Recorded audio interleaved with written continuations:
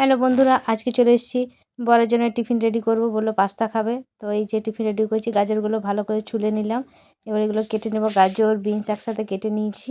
এবার এগুলো ভালো করে ধুয়ে নিয়ে পাস্তাটা বসিয়ে দিই। পাস্তাটা এই যে বসানো আছে, সেদ্ধ হয়ে এসেছে। এবার এগুলো জল ঝরতে দেবো। আর এইদিকে সবজিগুলো ধুয়ে রাখা হয়ে গেছে, পেঁয়াজও দিয়েছি। আর এই যে জল ঝরছে পাস্তার। গ্যাসে কড়াইটা বসিয়ে দিয়ে তেল গরম হয়ে এসছে। এবার পেঁয়াজগুলোকে ছেড়ে দেবো। পেঁয়াজগুলোকে একটু হালকা নাড়াচাড়া করে হালকা একটু ভেজে নেব, যতক্ষণ না একটু ভাজা হচ্ছে। তারপর সবজিগুলো দেব। তো পেঁয়াজটা ভেজে নিচ্ছি, পেঁয়াজগুলো ভাজা হয়ে এসেছে। এবার সবজিগুলো দেব। গাজর বিনস আলু একসাথে ভেজে নিয়ে এই যে হলুদ গুঁড়ো নুন দিয়েছি। এরপর এগুলোকে হালকা করে ভেজে নেব যতক্ষণ একটু সেদ্ধ হয়ে যাচ্ছে।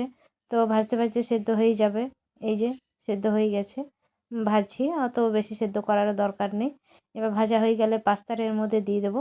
তো চলুন পাস্তাটা দিয়ে দিই। এই যে পাস্তাও দিয়ে দিয়েছি। তারপর দেবো সয়া সস। এবার সয়া সস দিয়ে একটু নাড়াচাড়া করে নেবো, একটু ভেজে নেবো হালকা করে। এই যে সয়া সস দিয়ে ভাজছি।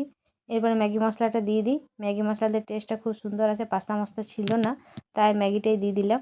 এবার ম্যাগি মশলা দিয়ে ভালো করে ভেজে নেব। এই যে ম্যাগি মশলা দিয়ে ভালো করে ভাজা হয়ে এসেছে। আমার পাস্তা অলমোস্ট রেডি। তো এত সুন্দর গন্ধ ছড়িয়েছে, বলছে বাহ, খুব সুন্দর, টেস্টটাও নিশ্চয় দারুণ হবে, এত সুন্দর সেন্ট আসছে।